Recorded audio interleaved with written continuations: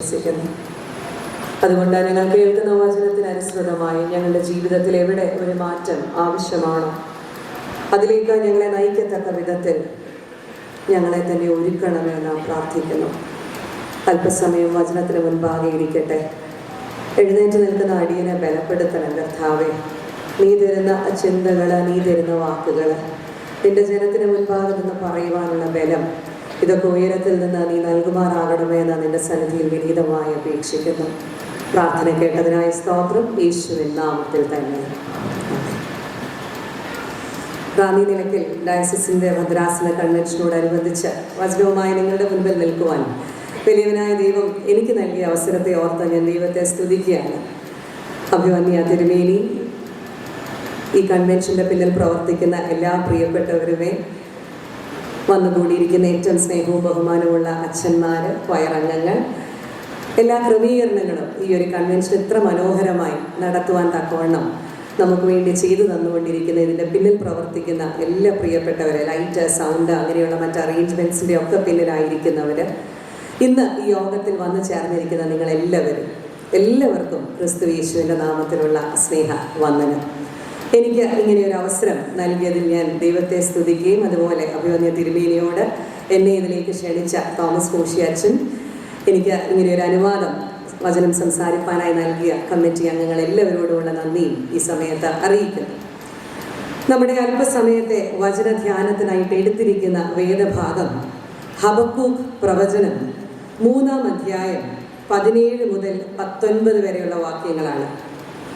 Habakkuk പ്രവചനം 3-ാം അധ്യായം 17 മുതൽ 19 വരെയുള്ള വാക്യങ്ങൾ. അത്തിവൃക്ഷം തളിർക്കയില്ല, മുന്തിരിവള്ളിയിൽ അനുഭവം ഉണ്ടാകയില്ല, ഒലിവ് മരത്തിൻ്റെ പ്രയത്നം നിഷ്ഫലമായി പോകും, നിലങ്ങൾ ആഹാരം വിളയിക്കുകയില്ല, ആട്ടിൻകൂട്ടം തൊഴുത്തിൽ നിന്ന് നശിച്ചു പോകും, ഗോശാലകളിൽ കന്നുകാലി ഉണ്ടായിരിക്കുകയില്ല. എങ്കിലും ഞാൻ യഹോവയിൽ ആനന്ദിക്കും, എൻ്റെ രക്ഷയുടെ ദൈവത്തിൽ ഘോഷിച്ച് ഉല്ലസിക്കും. യഹോവയായ കർത്താവ് എൻ്റെ ബലമാകുന്നു, അവൻ എൻ്റെ കാൽ പേടമാൻ കാൽ പോലെ ആക്കുന്നു, ഉന്നതികളിന്മേൽ എന്നെ നടക്കുമാറാക്കുന്നു. 3 വാക്യങ്ങൾ ഹബക്കൂക്ക് പ്രവചനത്തിൻ്റെ അവസാനത്തെ അധ്യായത്തിൽ നിന്ന്, അല്ലെങ്കിൽ ആ ഒരു പുസ്തകത്തിൻ്റെ അവസാനത്തെ 3 വാക്യങ്ങളാണ് നമ്മുടെ ഇന്നത്തെ ഈ രാത്രിയിലെ ധ്യാനത്തിനായിട്ട് തിരഞ്ഞെടുത്തിരിക്കുന്ന വേദഭാഗം. ഹബക്കൂക്ക് പ്രവചനമൊക്കെ നമുക്ക് എത്രത്തോളം പരിചിതമാണ് എന്ന് ചോദിച്ചാൽ ഒരു ഭൂരിഭാഗം പേരും അല്ല എന്ന ഉത്തരം പറഞ്ഞേക്കാം. എന്നാൽ പഴയ നിയമ പുസ്തകങ്ങളിലെ 12 ചെറിയ പ്രവാചകന്മാരുടെ പുസ്തകങ്ങളിൽ 8ാമത്തെ പുസ്തകമായിട്ട് നമ്മുടെ പക്കൽ നമുക്ക് ലഭിച്ചിരിക്കുന്നതാണ് ഹബക്കൂക്ക് പ്രവചനം. 3 അധ്യായങ്ങൾ മാത്രമേ ഈ പ്രവചന പുസ്തകത്തിലുള്ളൂ. അതുകൊണ്ട് തന്നെ പലപ്പോഴും നമ്മൾ ഈ താളുകൾ മറിക്കുമ്പോൾ ഈ ഒരു പുസ്തകം മാറിപ്പോകാനുള്ള സാധ്യതയുണ്ട്. കാരണം ചില വേദപുസ്തകങ്ങളിലൊക്കെ അപ്പുറത്തും ഇപ്പുറത്തും ഒരൊറ്റ പേജിൽ ഈ ഒരു പുസ്തകം തന്നെ തീർന്നു പോകുന്നുണ്ടാവാം. എന്നാൽ എന്നെ സംബന്ധിച്ച് വ്യക്തിപരമായി എന്നെ ഏറെ എൻ്റെ ആത്മീയ ജീവിതത്തിൽ സ്വാധീനിച്ചിട്ടുള്ള ഒരു വേദഭാഗമാണ് ഇന്ന് ഞാനിവിടെ നിങ്ങളുടെ മുൻപിൽ വായിച്ച് കേൾപ്പിച്ചത്. ആ ഒരു ഭാഗമാണ് എൻ്റെ ലൈഫിൽ എനിക്ക് പേഴ്സണലി ആ ഒരു ഭാഗത്ത് നിന്ന് ലഭിച്ച ഒരു വെളിച്ചം നിങ്ങളുടെ മുൻപിൽ പങ്കുവയ്ക്കുവാനാണ് ഞാൻ ആഗ്രഹിക്കുന്നത്. അനേക പ്രവചന പുസ്തകങ്ങൾ നമ്മളുടെ മുൻപിലുണ്ട്. പല പ്രവചന പുസ്തകങ്ങളുടെയും ഉദ്ദേശം വളരെ വ്യത്യസ്തവുമാണ്. ഹബക്കൂക്ക് പ്രവചനത്തിലെ ഏറ്റവും വലിയൊരു വ്യത്യാസം എന്ന് പറയുന്നത്, this is A conversation between the prophet and God. ദൈവവും പ്രവാചകനും തമ്മിലുള്ള ഒരു സംഭാഷണമാണ് ഈ പ്രവചന പുസ്തകം.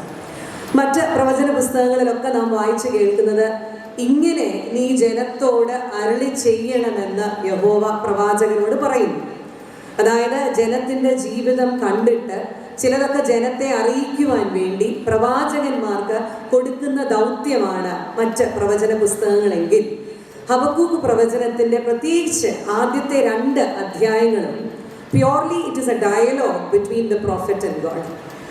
ഈ 1-ാം അധ്യായവും 2ഉം 3ഉം നമുക്ക് ഒരുമിച്ച് ധ്യാനിക്കാനുള്ള സമയമൊന്നുമില്ല. എന്നാൽ 3-ാം അധ്യായത്തിൻ്റെ അവസാന ഭാഗമാണ് നമ്മളുടെ പ്രധാന ധ്യാനവാക്യങ്ങളെങ്കിലും 1ഉം 2ഉം അധ്യായങ്ങളൊന്ന് പരിചയപ്പെട്ടിരിക്കുന്നതാണ് 3-ാം അധ്യായത്തിൻ്റെ അവസാന ഭാഗങ്ങളെ കൂടുതൽ അർത്ഥവത്തായി നമുക്ക് മനസ്സിലാക്കുവാനായിട്ട് ഇടയായി തീർക്കുന്നത്.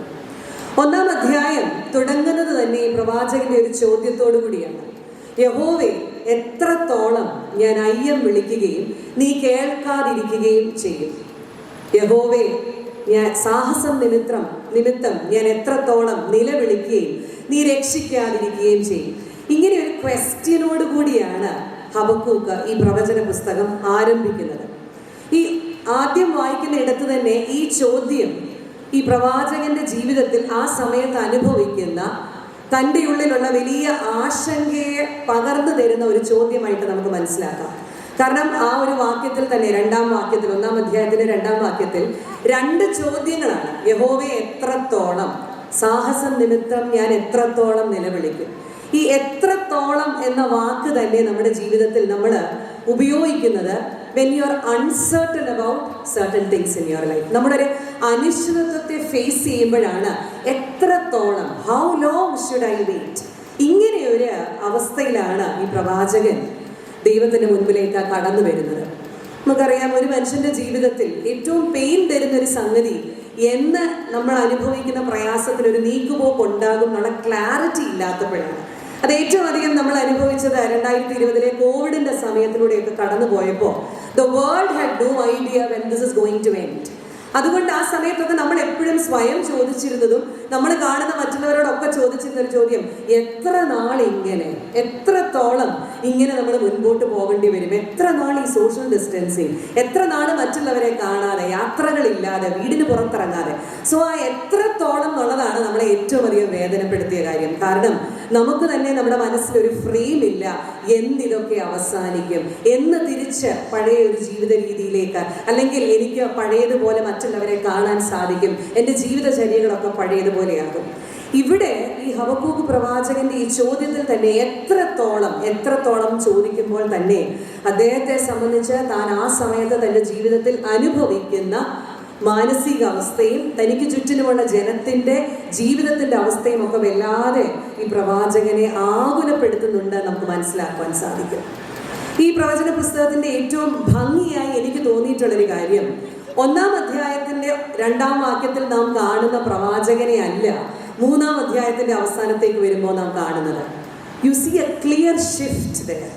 ഈ 1-ാം അധ്യായത്തിന്റെ, അതുകൊണ്ടാണ് ഞാൻ ആ ആദ്യത്തെ ചോദ്യത്തിൽ നിന്ന് തുടങ്ങിയത് തന്നെ. കാരണം ഇങ്ങനെ ചോദ്യം ചോദിക്കുന്ന പ്രവാചകനെ സംബന്ധിച്ച് താൻ എല്ലാ വിധത്തിലും വളരെയധികം ഡിസപ്പോയിന്റഡ് ആണ്, നിരാശാഭരിതനായി നിൽക്കുന്നൊരവസ്ഥയാണ്. തൻ്റെ നിരാശകൾ മുഴുവൻ ദൈവസന്നിധിയിലേക്ക് പകരുന്നു. എന്നാൽ ഈ പുസ്തകത്തിന്റെ അവസാനത്തിലേക്ക് എത്തുമ്പോൾ he completely trusts in the Lord. തൻ്റെ മുഴുവൻ ആശ്രയവും സ്വർഗത്തിലെ ദൈവത്തിന്റെ പക്കലേക്ക് കൊണ്ടുവരുന്ന പ്രവാചകനെ നമുക്ക് കാണുവാൻ സാധിക്കുന്നുണ്ട്. അതുകൊണ്ട് ഈ ഒരു പ്രവചന പുസ്തകം എന്നെ സംബന്ധിച്ച് ഒരു സ്പിരിച്വൽ ജേർണിയാണ്, ഒരു ആത്മീയ യാത്രയാണ് ഈ മനുഷ്യൻ്റേത്.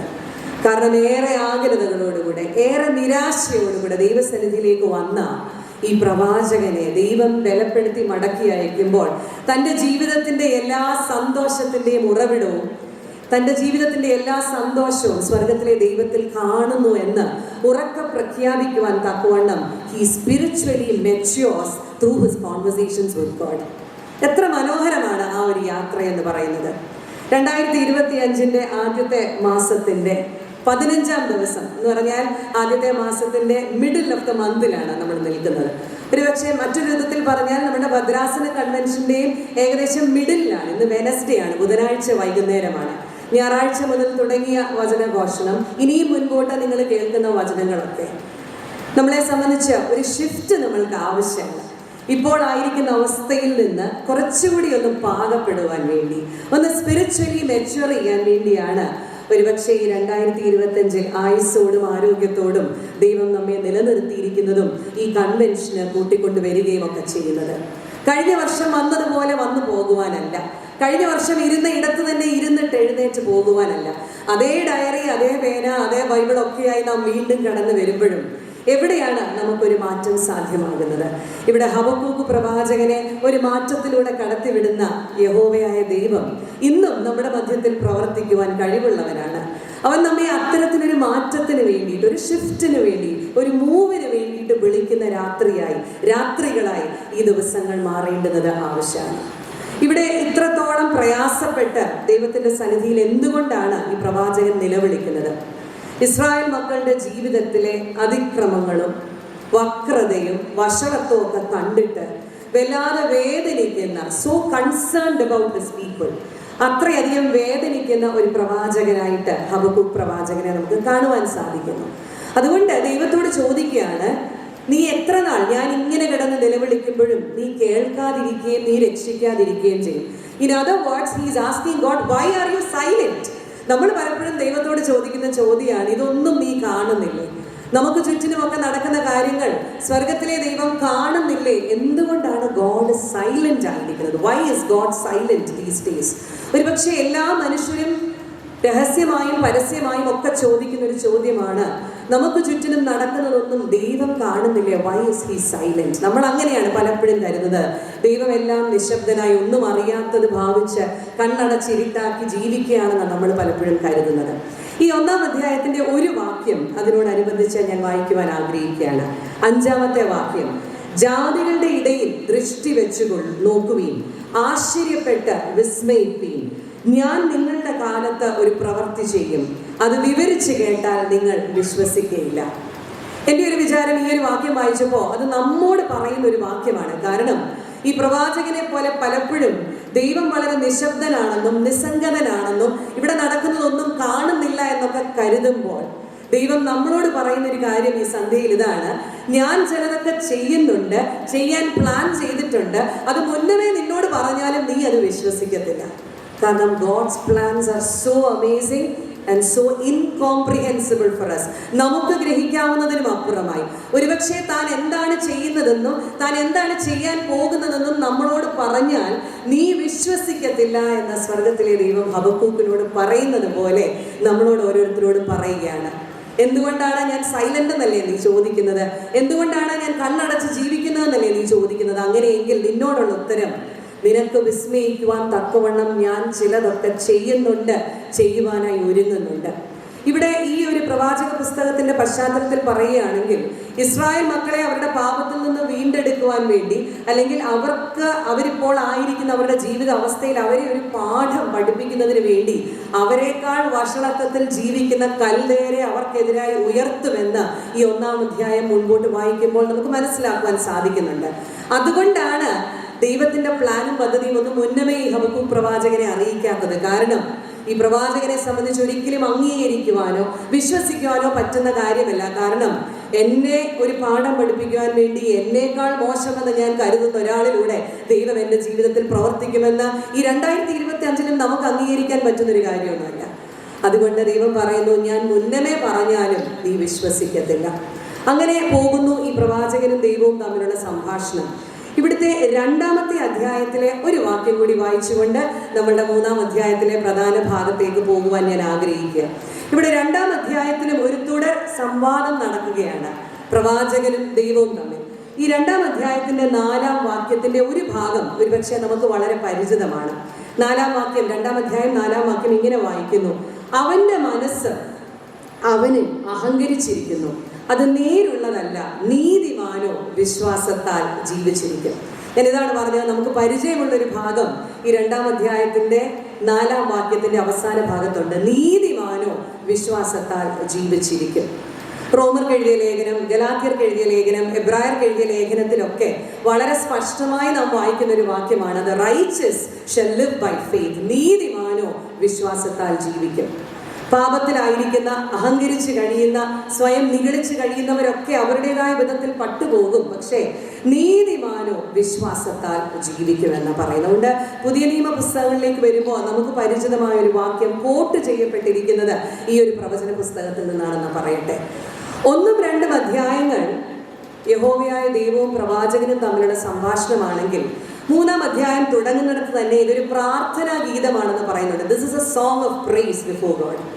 ഹബക്കൂക്ക് പ്രവാചകന്റെ മനസ്സിൽ ഉണ്ടായിരുന്ന ആശങ്കകളും നിരാശകളും ആകുലതകളും വേദനകളും ഫ്രസ്ട്രേഷനും ദേഷ്യവും ഒക്കെ ദൈവസന്നിധിയിൽ പകർന്നു കഴിഞ്ഞ് ദൈവത്തിൽ നിന്നുള്ള ഉത്തരമൊക്കെ ലഭിച്ചു കഴിഞ്ഞപ്പോൾ പതിയെ ഈ പ്രവാചകനിൽ ഒരു വലിയ മാറ്റം ഉണ്ടാകുന്നു. ഒരു പ്രത്യാശയുടെ കിരണമൊക്കെ ഈ പ്രവാചകന്റെ ഉള്ളിലേക്ക് കടന്നു വരുന്നുണ്ട്. അതുകൊണ്ട് 3-ാം അധ്യായം തുടങ്ങുന്ന ഇടത്ത് 2-ാമത്തെ വാക്യം ഒന്ന് വായിക്കട്ടെ. യഹോവേ, ഞാൻ നിന്റെ കേൾവി കേട്ട് ഭയപ്പെട്ടു പോയി, യഹോവേ ആണ്ടുകൾ കഴിയും മുമ്പേ നിന്റെ പ്രവൃത്തിയെ ജീവിപ്പിക്കണമേ. അപ്പോൾ ഓർക്കണം, 1-ാം അധ്യായത്തിൽ നീ ഒന്നും ചെയ്യുന്നില്ലല്ലോ, നീ കേൾക്കുന്നില്ലല്ലോ, നീ രക്ഷിക്കുന്നില്ലല്ലോ എന്ന് പറഞ്ഞു തുടങ്ങിയ പ്രവാചകൻ, now he has come to a point where he comes to learn that God is doing certain things. ദൈവം കാര്യങ്ങൾ ചെയ്യുന്നുണ്ട്, ദൈവത്തിന്റെ പ്രവൃത്തികൾ ഉണ്ട് എന്ന് അംഗീകരിക്കുവാൻ തക്കവണ്ണം ഹബക്കൂക്കിനൊരു മാറ്റം സംഭവിക്കുന്നത്. അതുകൊണ്ടാണ് യഹോവേ ആണ്ടുകൾ കഴിയും മുമ്പേ നിന്റെ പ്രവൃത്തിയെ ജീവിപ്പിക്കണമേ, നിന്റെ പദ്ധതികൾ നീ സാധ്യമാക്കണം. നിന്റെ ഉള്ളിൽ നീ എന്താണോ ഞങ്ങൾക്ക് വേണ്ടി കരുതി വെച്ചിരിക്കുന്നത്, അതിൽ പ്രയാസങ്ങൾ ഉണ്ടെന്നറിയാം, അതിൽ പ്രതിസന്ധികൾ ഉണ്ടെന്നറിയാം. ഞങ്ങളെ ഒരു പാഠം പഠിപ്പിക്കുവാൻ വേണ്ടി ഞങ്ങളെക്കാൾ വഷളത്വത്തിൽ ജീവിക്കുന്ന ഒരു രാജ്യത്തെ നീ ഞങ്ങൾക്കെതിരായി ഉയർത്തുമെന്ന് പറയുമ്പോൾ ഞങ്ങൾക്ക് നേരിടുവാൻ പോകുന്ന കഷ്ടങ്ങളെയൊക്കെ ഞങ്ങൾക്ക് അറിയാം. പക്ഷേ നിന്റെ പ്രവൃത്തിയെ ജീവിപ്പിക്കണമേ. ആണ്ടുകൾ കഴിയും മുമ്പേ അതിനെ വെളിപ്പെടുത്തണമേ. ക്രോധത്തിങ്കൽ കരുണ ഓർക്കണമേ. In your wrath remember mercy. നിന്റെ ക്രോധം മനസ്സിലാക്കുവാൻ എനിക്ക് സാധിക്കുന്നുണ്ട്, പക്ഷേ ഞങ്ങളെ കരുണയോടെ ഓർക്കണമേ എന്ന് പറയുന്ന ഒരു പ്രവാചകനെ 3-ാം അധ്യായത്തിന്റെ തുടക്കത്തിൽ നാം കാണുകയാണ്. നമ്മളിനി 17 മുതൽ 19 വരെ നാം കുറിവാക്യമായി വായിച്ച വേദഭാഗത്തേക്ക് പോകട്ടെ. 17-ാമത്തെ വാക്യം ഏറെ അർത്ഥമുള്ള, എന്നാൽ നമ്മൾ വായിക്കുമ്പോൾ നമുക്കത്ര പോസിറ്റീവ് ആണെന്ന് തോന്നാത്ത ഒരു വാക്യം തന്നെയാണ്. അത്തിവൃക്ഷം തളിർക്കയില്ല, മുന്തിരിവള്ളിയിൽ അനുഭവം ഉണ്ടാകയില്ല, ഒലിവ് മരത്തിന്റെ പ്രയത്നം നിഷ്ഫലമായി പോകും, നിലങ്ങൾ ആഹാരം വിളയിക്കയില്ല, ആട്ടിൻകൂട്ടം തൊഴുത്തിൽ നശിച്ചു പോകും, ഗോശാലകളിൽ കന്നുകാലി ഉണ്ടാകയില്ല. നിങ്ങളൊന്ന് ശ്രദ്ധിച്ചേ, ഇപ്പോഴത്തെ പിള്ളേരുടെ ഭാഷ പറഞ്ഞാൽ സീൻ കംപ്ലീറ്റ് ഡാർക്കാണ് അല്ലേ? ഇതിനകത്തൊന്നു പോലും നമുക്ക് പ്രത്യാശയ്ക്ക് വകയില്ല. ഒരു പോസിറ്റീവായിട്ടുള്ള കാര്യവും ഈ വാക്യത്തിൽ പറയുന്നില്ല. അപ്പോൾ ഈ വാക്യത്തെ കുറെ കൂടി മനസ്സിലാക്കുമ്പോൾ നമ്മൾ കടന്നു പോയിക്കൊണ്ടിരിക്കുന്ന ജീവിതത്തിന്റെ യാഥാർത്ഥ്യങ്ങളെ വിളിച്ചോതുന്ന ഒരു വാക്യം മാത്രമാണെന്ന് മനസ്സിലാക്കുവാൻ നമുക്ക് സാധിക്കും. അത്തിവൃക്ഷത്തെക്കുറിച്ചും മുന്തിരിവള്ളിയെക്കുറിച്ചും ഒലിവ് മരത്തെക്കുറിച്ചും ഒക്കെയുള്ള പരാമർശം ഈ വാക്യത്തിൽ കാണുന്നത് പോലെ തന്നെ വിശുദ്ധ വേദ പുസ്തകത്തിൽ ഉൽപ്പത്തി മുതൽ വെളിപാട് വരെയുള്ള പുസ്തകങ്ങളിൽ മാറി മാറി പരാമർശിക്കപ്പെട്ടിരിക്കുന്ന മരങ്ങൾ അല്ലെങ്കിൽ ചെടികളാണ് ഈ അത്തിമരവും മുന്തിരിവള്ളിയും ഒലിവ് മരവും ഒക്കെ. അത്തിവൃക്ഷം നമ്മൾ ഉൽപ്പത്തി പുസ്തകത്തിൽ തന്നെ കാണുന്നുണ്ട്. ആദമനും ഹൗവയ്ക്കും വസ്ത്രത്തിന് വേണ്ടി അത്തിയുടെ ഇലകളൊക്കെ തുന്നിച്ചേർത്ത് അവർ നഗ്നത മറയ്ക്കാൻ ശ്രമിച്ചതിനെ കുറിച്ച് സുവിശേഷ ഭാഗത്ത് നമുക്കറിയാം. അത്തിയെ നോക്കിയാണ്, ഫലം കായ്ക്കാത്ത അത്തിയെ കണ്ട് കർത്താവ് പറയുന്നു, അല്ലെങ്കിൽ ശപിക്കുന്നു, ഇനിയും നിന്നിൽ ഫലമുണ്ടാകില്ല എന്ന് പറയുന്നു. കാട്ടത്തിമേൽ കയറിയ സക്കായിയെ കുറിച്ചൊക്കെ നമുക്ക് നന്നായി അറിയാം. അതുകൊണ്ട് ഈ ഫിഗ് ട്രീ അല്ലെങ്കിൽ അത്തിമരം എന്ന് പറയുന്നത് വിശുദ്ധ വേദപുസ്തകത്തിൽ പലയിടങ്ങളിലും പരാമർശിക്കപ്പെട്ടിരിക്കുന്ന നമുക്ക് വളരെ പരിചിതമായിരിക്കുന്ന ഒരു വൃക്ഷമാണ്. മുന്തിരിവള്ളിയെ കുറിച്ച് നമുക്ക് നന്നായി അറിയാം. ഞാൻ സാക്ഷാൽ മുന്തിരിവള്ളിയും എൻ്റെ പിതാവ് തോട്ടക്കാരനുമാകുന്നു, ഞാൻ മുന്തിരിവള്ളിയും നിങ്ങൾ എൻ്റെ കൊമ്പുകളുമാകുന്നു എന്ന് കർത്താവ് പറയുന്നുണ്ട്. മാത്രമല്ല പലയിടങ്ങളിലും മുന്തിരിവള്ളിയുടെ പരാമർശമുണ്ട്. അത്തിവൃക്ഷവും മുന്തിരിവള്ളിയും അതുപോലെ തന്നെ ഒലിവ് മരത്തെക്കുറിച്ച് ഉൽപ്പത്തി പുസ്തകത്തിൽ നോഹയുടെ പെട്ടകം അരാരാത്ത് പർവ്വതത്തിൽ വന്ന് അവസാനം നിന്ന സമയത്ത് ഒരു പ്രാവിനെ വെളിയിലേക്ക് വിട്ടപ്പോൾ വെള്ളം താന്നു എന്നുള്ളതിന് സിമ്പിളായിട്ട് ഒരു ഒലിവ് ഇലയാണ് പ്രാവ് മടക്കി കൊണ്ടുവന്നത്. സോ ദീസ് 3 തിങ്സ്, അത് അത്തിവൃക്ഷമായാലും മുന്തിരിവള്ളി ആയാലും ഒലിവ് മരമായാലും പലസ്തീൻ നാടുകളിൽ വളരെ സുലഭമായി കാണപ്പെട്ടതും എന്നാൽ വളരെ വാല്യുബിളുമായിട്ടുള്ള കാര്യങ്ങളായിരുന്നു. അതുകൊണ്ടാണ് പ്രവാചകൻ ഈ 3 കാര്യങ്ങളെ കുറിച്ച് എടുത്തു പറയുന്നത്. എന്തിനെയാണ് ഈ 3 കാര്യങ്ങളും സിംബലൈസ് ചെയ്യുന്നതെന്ന് ചോദിച്ചാൽ, it symbolises peace, prosperity and wellbeing of the people in the land. ദേശത്ത് ജീവിക്കുന്ന ജനത്തിന്റെ സമൃദ്ധിയെ കാണിക്കുന്ന, അവരുടെ ജീവിതത്തിന്റെ ഒരു ഹൈ ക്വാളിറ്റി ഓഫ് ലൈഫ് കാണിക്കുന്നതാണ് ഈ 3 വസ്തുക്കളും, അത്തിവൃക്ഷവും മുന്തിരിവള്ളിയും ഒലിവ് മരവും ഒക്കെ. നമ്മളെ രാജാക്കന്മാരുടെ 1-ാം പുസ്തകം 4-ാം അധ്യായത്തിന്റെ 25-ാം വാക്യത്തിൽ വായിക്കുന്നു, ശലോമോന്റെ കാലത്തൊക്കെയും യഹൂദ്യയിലും ഇസ്രായേലിലും ദാൻ മുതൽ ബർശേബ വരെ അവനവൻ താന്താന്റെ മുന്തിരിവള്ളിയുടെ കീഴിലും അവനവന്റെ അത്തിവൃക്ഷത്തിന്റെ കീഴിലും നിർഭയം വസിച്ചു എന്ന. It shows the prosperity of the people in the land. ശലോമോന്റെ വാഴ്ചയുടെ കാലത്ത് ജനം ഏറ്റവും അധികം പ്രോസ്പെറിറ്റിയിൽ, അവരുടേതായ സമൃദ്ധിയിൽ ജീവിച്ചിരുന്നു എന്ന് കാണിക്കുവാൻ നമുക്കുള്ളൊരു വാക്യമാണ് 1 രാജാക്കന്മാർ 4:25. അപ്പോൾ ഈ 3 കാര്യങ്ങളും ഇവിടെ പരാമർശിച്ചിരിക്കുന്നത് അത്തരത്തിലൊരു കോണ്ടെക്സ്റ്റിലാണെന്ന് നാം ഓർക്കണം. അത്തിവൃക്ഷവും മുന്തിരിവള്ളിയും ഒലിവ് മരവും ഒക്കെ ജനത്തിൻ്റെ ഒരു സമൃദ്ധിയെ, അവരുടെ ജീവിതത്തിൻ്റെ ഒരു നല്ല കാലത്തെ കാണിക്കുന്നു. എന്നാൽ നമ്മൾ ഈ വായിക്കുന്ന വാക്യത്തിൽ ഈ കാര്യങ്ങൾക്കൊക്കെ എന്ത് സംഭവിക്കുന്നു എന്ന അത്തിവൃക്ഷം തളിർക്കയില്ല. Though the fig tree does not bud. മുന്തിരി വള്ളിയിൽ മുന്തിരി ഉണ്ടാകത്തില്ല. There is no grape on the vine. Olive മരത്തിന്റെ പ്രയത്നം നിഷ്ഫലമായി പോകും. Though the olive tree labours in vain. ഇതിനൊന്നും ഒരു പോസിറ്റീവ് ഔട്ട്കം ഇല്ല എന്നാണ് അവിടെ പറഞ്ഞിരിക്കുന്നത്. അടുത്തത് നമ്മളവിടെ വായിക്കുന്നത് നിലങ്ങൾ ആഹാരം വിളയിക്കുകയില്ല. അവിടെയും യാതൊരു ഫ്രൂട്ടും ഇല്ല എന്നുള്ളതാണ്. ആട്ടിൻകൂട്ടം തൊഴുത്തിൽ നിന്ന് നശിച്ചു പോകും. ഗോശാലകളിൽ കന്നുകാലി ഉണ്ടായിരിക്കുകയില്ല. നമ്മൾ ഇതിനെയൊന്ന് കുറച്ചുകൂടി നന്നായി അപഗ്രഥിക്കുമ്പോൾ നമ്മളായിരിക്കുന്ന നമ്മുടെ വളരെ വ്യക്തിപരമായ ജീവിതത്തിലും കുടുംബ ജീവിതത്തിലും സാമൂഹ്യ ജീവിതത്തിലും ഒക്കെ നാം അനുഭവിക്കുന്ന പല പ്രയാസങ്ങളും ഈ ഒരൊറ്റ വാക്യത്തിൽ അടങ്ങിയിരിക്കുന്നതായിട്ട് നമുക്ക് കാണുവാൻ സാധിക്കും. The peace, the prosperity, the quality of life, the well-being of the people. മനുഷ്യന്റെ ജീവിതത്തിലെ സമൃദ്ധി, അവൻ നേടിയതൊക്കെ, അവൻ നേടിയെടുത്ത അംഗീകാരങ്ങൾ, പേര്, പ്രശസ്തി, ഇതൊക്കെ അവൻ്റെ ജീവിതത്തിൽ ഇല്ലാതെയായി പോകുന്ന ഒരു സമയം. തളിർക്കയില്ല, നിഷ്ഫലമായി പോകും. ഇങ്ങനെയുള്ള വാക്കുകൾ കൊണ്ട് നിലത്തിൽ ആഹാരം വിളയിക്കുകയില്ല. നിലങ്ങൾ ആഹാരം വിളയിക്കുകയില്ല എന്ന് പറഞ്ഞാൽ നമുക്കറിയാം, ആഹാരം വിളയിക്കുകയില്ല എന്ന് പറഞ്ഞാൽ പോവർട്ടിയാണ്, ദാരിദ്ര്യമാണ്, അല്ലേ? പലപ്പോഴും നമുക്ക് ഈ ദാരിദ്ര്യം എന്നുള്ള വാക്ക് നമ്മുടെ മനസ്സിലേക്ക് കടന്നു വരുമ്പോൾ സാമ്പത്തികമായ ദാരിദ്ര്യം മാത്രമാണ് നമ്മുടെ റഡാറിലൂടെ വരുന്നത്. Those who don't have money, നമ്മൾ അവരെയാണ് ദരിദ്രർ എന്ന് പറയുന്നത്.